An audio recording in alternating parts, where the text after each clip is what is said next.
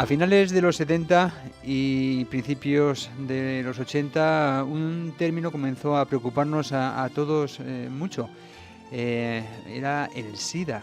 ¿Qué es eso del SIDA? El síndrome de inmunodeficiencia adquirida, el VIH, todo esto que resultaba ser una amenaza desconocida que hacía irrupción y que después, bueno, pues vimos que es sigue siendo, porque todavía existe el SIDA, un tema bastante complejo del cual nos va a hablar hoy Ramón Bernardo. Muy buenos días, Ramón, ¿qué tal? ¿Qué tal, José Luis? Buenos días. Pues has apuntado muy bien el asunto, porque efectivamente a finales de los 70, primeros de los 80, aparece una nueva enfermedad, ¿no? Siempre esto de las nuevas enfermedades, las nuevas que a veces no son tan nuevas, pero aparece una nueva enfermedad que es el SIDA, que es una enfermedad que revoluciona absolutamente la vida, ¿no? A partir de entonces y que además nos hace tomar hábitos y costumbres diferentes, ¿no? Yo quería hablar más que del SIDA, hablarte un poco de la historia del SIDA, ¿no? De cómo irrumpe, de por qué esa erupción que tuvo tan escandalosa en los años 80. Uh-huh. Y efectivamente, como dices, el síndrome de inmunodeficiencia adquirida. ¿Qué ocurre? Que a finales de los 70, primeros de los 80, empiezan a detectarse casos de personas que, que teniendo en principio una inmunidad normal, sin tener un déficit inmunitario congénito y tal, tenían enfermedades que solo podían aparecer en personas muy inmunodeprimidas, ¿vale? Como la toxoplasmosis o la criptococosis, incluso la candidiasis generalizada, enfermedades que eran extraordinarias y que solo aparecían cuando las personas tenían un déficit inmunitario muy grave, ¿no? Y esto además se detectan al principio unos pocos casos, pero en muy pocos meses se detectan muchos más casos. Y además están concentrados sobre todo en la ciudad de San Francisco, ¿vale? Estados Unidos, que tiene un sistema sanitario privado, pero muy potente, pues, y hay sistemas de vigilancia epidemiológica estatales que también son muy interesantes, ¿vale? Por cierto, hay una película que habla de esto y que habla muy bien, y luego os la digo. Uh-huh. Detectan que estas personas hay cosas en común entre ellas, ¿no? Cosas en común. Yo me acuerdo perfectamente cuando yo termino la carrera en el 81, me llegaban los boletines epidemiológicos al pueblo donde estaba y empezaban a hablar de una enfermedad en la que había inmunodeficiencia, que aparecían enfermedades oportunistas, se llaman oportunistas, son las enfermedades que aparecen cuando la inmunidad está muy deprimida y que tenían en común, se llamaba la enfermedad de las 4 Hs, aun cuando no se hablaba de SIDA, se llamaba de la enfermedad de las 4 Hs, porque aparecía en homosexuales, en heroinómanos, en hemofílicos y en haitianos, ¿verdad? Y decía, bueno, pues esto es una enfermedad que aparece en homosexuales, hemofílicos, heroinómanos y haitianos, ¿no? Y decía, bueno, en homosexuales, luego comprendimos por qué, porque es una enfermedad que se transmite por vía sexual, siempre que no haya protección,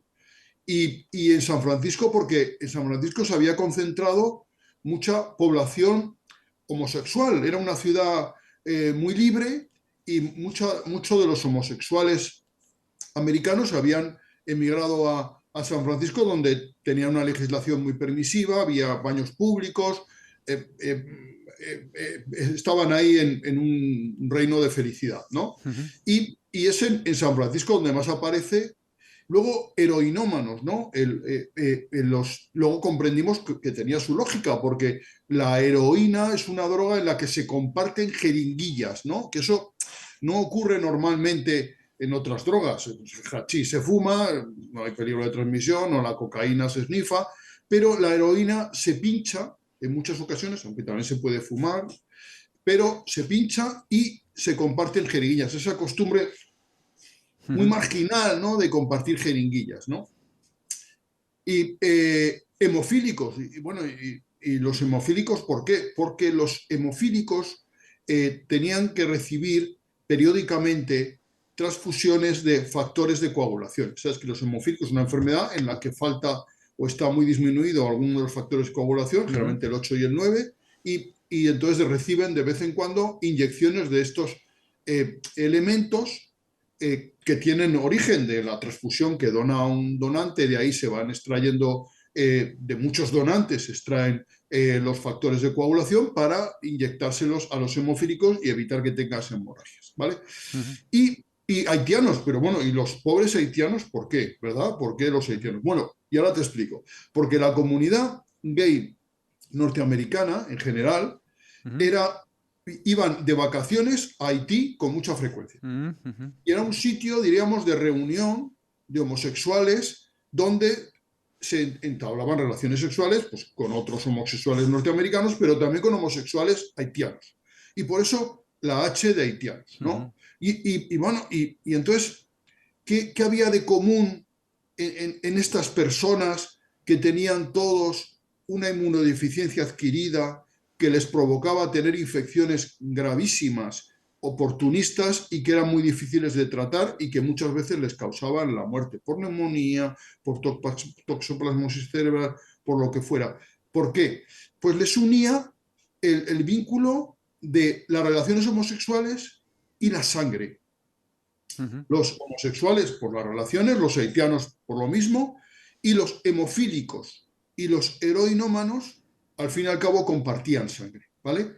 Los hemofílicos, además, con mucho riesgo porque para conseguir los factores de coagulación en cantidad suficiente para un hemofílico, pues hacían falta cientos de donantes y extraer el factor de coagulación de esa sangre que se había donado, ¿vale? Hasta entonces se pensaba además que la sangre era estéril por definición, ¿vale? Que la sangre no contenía ningún elemento contaminante, entonces simplemente había que conservarla, no había que hacer ningún tratamiento con ella ni seleccionar a los donantes.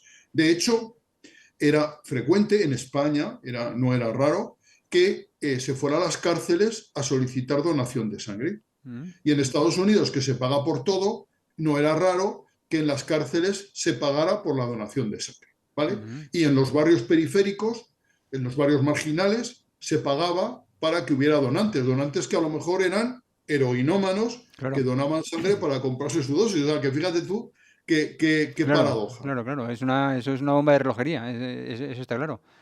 Claro, entonces, pues ya ves cómo la epidemiología, esto quiero destacarlo, o sea, la labor del epidemiólogo es encontrar, en este caso, qué cosas en común tienen personas que tienen un cuadro clínico similar, que también tardó en identificarse, porque que alguien tenga una toxoplasmosis cerebral es rarísimo, porque el toxoplasma no llega al cerebro, salvo que tengas una inmunidad muy deficitaria o que tengas una neumonía por un germen extrañísimo, ¿no? Y tal, pues eso tampoco ocurre habitualmente. Entonces, relacionaron el déficit inmunitario a las enfermedades raras y hicieron investigación epidemiológica, ¿no? Y de los contactos incluso, o sea, cuando ya se supo que, por ejemplo, el colectivo homosexual era un colectivo de riesgo, pues lo que hacían es alguien que tenía relaciones sexuales, que tenía SIDA, le preguntaban, ¿con quién has tenido relaciones sexuales? Dame la lista de los partners para hacer seguimiento de ellos, a ver si enfermaban, no enfermaban y tal. Porque, claro, el descubrimiento del virus vino mucho después, ¿vale?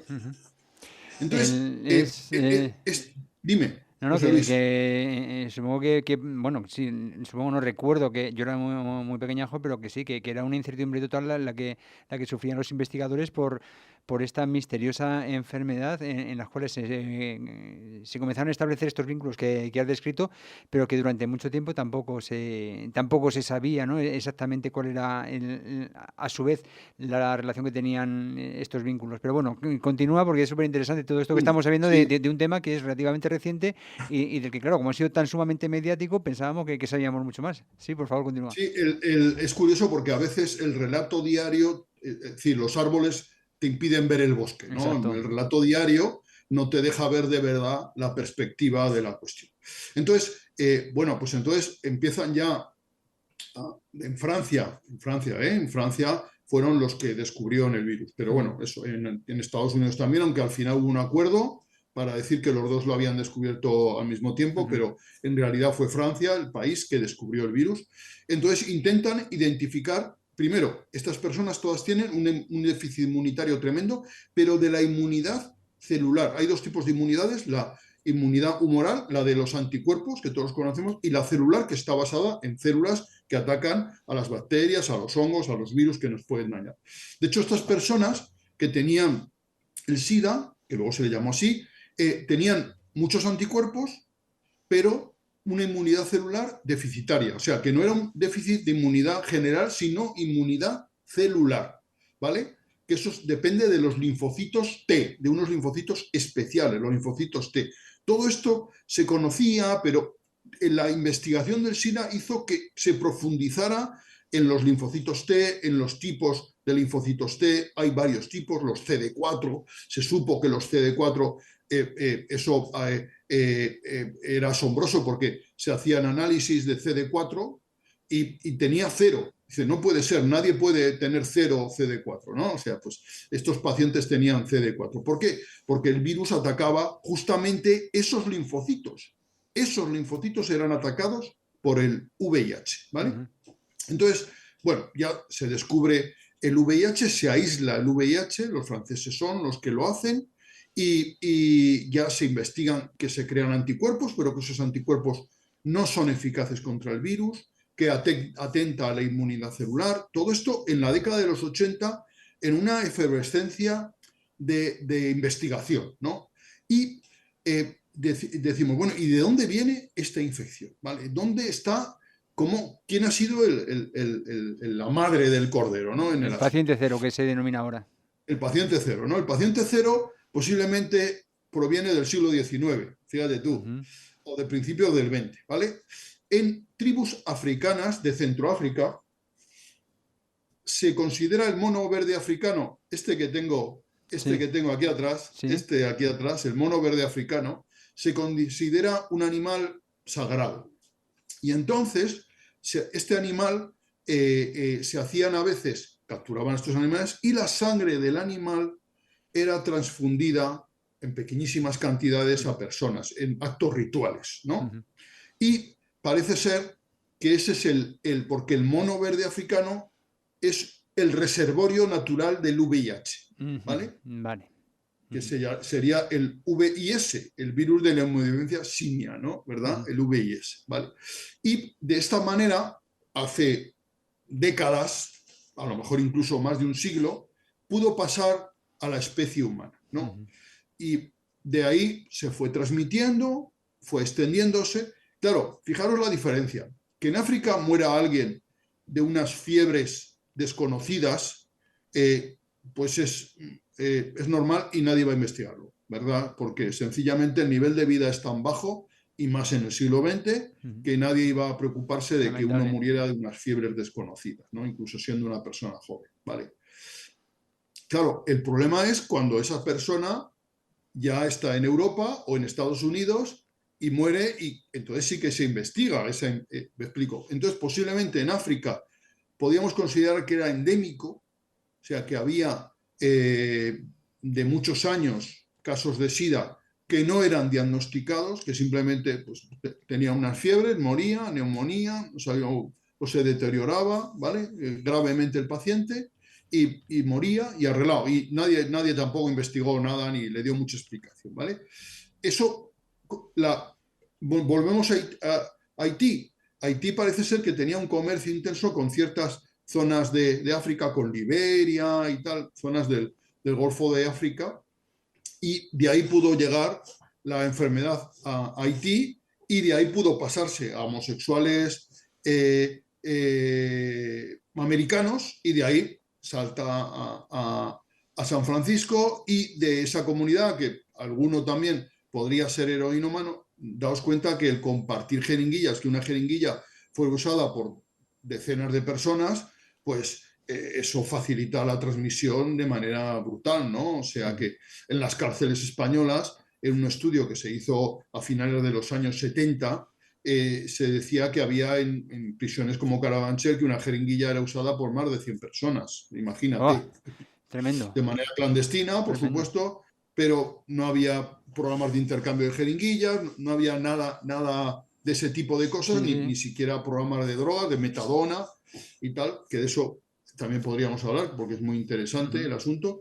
Entonces, vamos ya componiendo, diríamos, el puzzle, ¿no? Sí, sí, sí. Entonces, tenemos un virus que procede de África, posiblemente, bueno, posiblemente no, del mono verde africano, un virus que ya tenemos aislado, que los franceses y los americanos han conseguido aislar, que le damos el nombre de VIH, virus de la inmunodeficiencia humana, HIV primero en inglés. Ujú. Curioso porque los nombres en inglés llegaron antes el AIDS, el HIV, y Ujú. luego ya le llamamos SIDA, los castellanizamos y lo llamamos VIH, ¿verdad? Que me parece muy bien. Y, y tenemos estos colectivos, ¿no? Y de pronto nos encontramos qué hacer para detener, y además descubrimos que el mecanismo, el periodo de incubación del SIDA es larguísimo, de 8 o 10 años. O sea, desde que uno se infecta hasta que tiene los primeros síntomas, pasan una década. Y durante ese tiempo, el paciente sigue pudiendo, ¿no? Sigue pudiendo, transmite la enfermedad. Sí. Explico, la puede transmitir perfectamente, ¿vale? Que cuando está más enfermo, cuando tiene más carga viral, más virus en sangre, menos CD4, la transmite mucho más, pero desde el principio ya es transmisor. Ujú. Se descubre además que es más transmisor cuando las relaciones homosexuales implican algo de hemorragia, algo de sangre, ¿no? Las relaciones sexuales entre homosexuales son más físicas, por decirlo de alguna manera, más sangrientas que las heterosexuales. Ujú. Y descubrimos también que por eso los hombres son más afectados que las mujeres en esto del VIH, ¿vale? Porque las relaciones homosexuales entre mujeres, las relaciones lésbicas, no hay transmisión de VIH, salvo con todas las excepciones que compartan juguetes sexuales y que haya hemorragia, y, bueno, cosas Ujú. que Sí, son muy complejas y sí. que no suceden en la práctica, ¿vale? Entonces, por eso el SIDA era más una enfermedad de hombres, otra H más a la que añadir a las Ujú. cuatro que decíamos antes, ¿verdad? Más que Ujú. de mujeres. Y además, siempre ocurría que el hombre era el que la transmitía a la mujer Ujú. y no al revés. Es muy difícil que la mujer transmita el VIH, el SIDA, a través de relaciones sexuales de mujer a hombre. ¿Verdad? Ujú. Era más fácil de hombre a mujer. Ujú. Aunque en los fluidos vaginales puede haber VIH, en el semen la concentración de VIH es muy alta. Ujú. Luego se descubre también que hay relaciones prácticas sexuales en las que no hay transmisión. No hay transmisión a través de la felatio, no hay transmisión. Sí tiene que haber relaciones sexuales con penetración para que haya transmisión, ¿vale? Ujú. Entonces, vamos aprendiendo cosas, vamos sabiendo cosas. Claro, que hay que decirle, en consecuencia, que hay que decirle a los homosexuales o a los pacientes afectados que tienen que utilizar preservativo. El preservativo, que hasta ahora era solo un elemento anticonceptivo, de pronto se convierte en un elemento higiénico fundamental. Y el uso del preservativo en las relaciones sexuales, a partir de entonces, se ha debido de generalizar. Y se debe de seguir generalizando, porque puede haber, no podemos confiar en que nuestra pareja, si es ocasional, no tenga VIH, porque puede haberse contagiado perfectamente y ella no saberlo de ninguna manera, Ujú. ¿vale? O ella o él no saberlo de ninguna manera y entonces el uso del preservativo se tiene que generalizar. Y eso implica un cambio de costumbres, de hábitos muy radical y desde luego ese póntelo, pónselo, eso que veíamos en los años 90. Aquí en España con las cosas siempre llegamos tarde en estas cosas sanitarias. De eso si quieres hablamos en otro programa Sí, de eso, cómo... eso te iba a preguntar porque veo que el tema es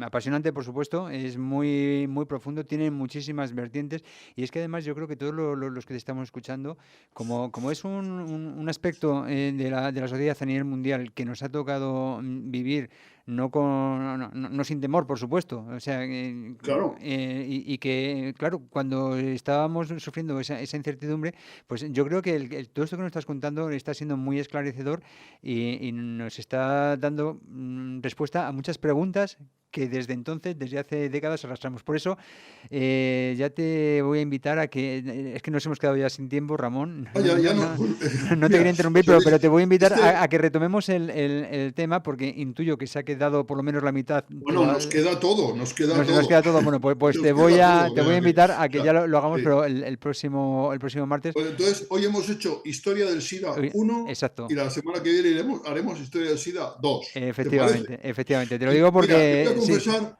una cosa, José Luis. Mira, este tema, generalmente yo los temas, pues leo un poco, me los preparo, ¿no? Un poco, aunque a veces he comprendido que para divulgar, a veces no es muy bueno prepararse las cosas, sino es mejor soltar lo que uno sabe Exacto. porque comunica mejor. Este programa, no me lo he preparado nada, porque sencillamente anoche cuando lo pensaba, digo, pues es que esto lo he vivido, ¿qué me voy a Claro, preparar? claro, Que si claro. yo lo viví, si es que esto lo he vivido en mis carnes Mm. y puedo contar mil experiencias además.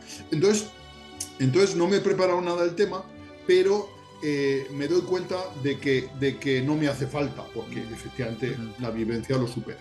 Pues nada, te emplazo mañana a hablar de cine, José Luis. Mañana hablamos de cine y el próximo martes la segunda entrega de esta historia del SIDA que, como te decía, tantas respuestas nos está dando a preguntas que seguramente estaban ahí desde hace mucho tiempo. Muchísimas gracias, Ramón Bernardo, y hablamos mañana y hablamos el próximo martes, ¿de acuerdo? Muchas gracias, José Luis. Un abrazo a ti y a todos los espectadores y oyentes.